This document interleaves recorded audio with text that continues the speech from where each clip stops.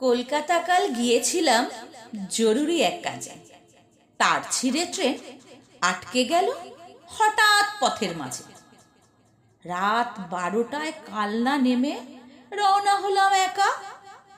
জলার ধারে হঠাৎই এক ভূতের সাথে দেখা।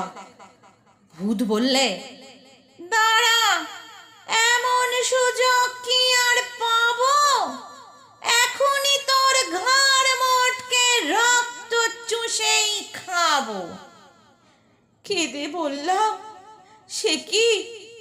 আমি থুরথুরে এক বুড়ো, আমার দেহের রক্ত শীতল, ঠান্ডা বরফ পুরো।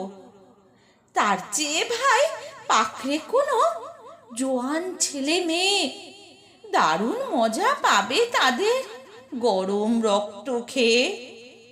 ভূত বললে, হোক ঠান্ডা, করব তোকেই সবার। ইচ্ছে আমার হচ্ছিল আজ খুব কোল্ড ড্রিঙ্কস খাবার।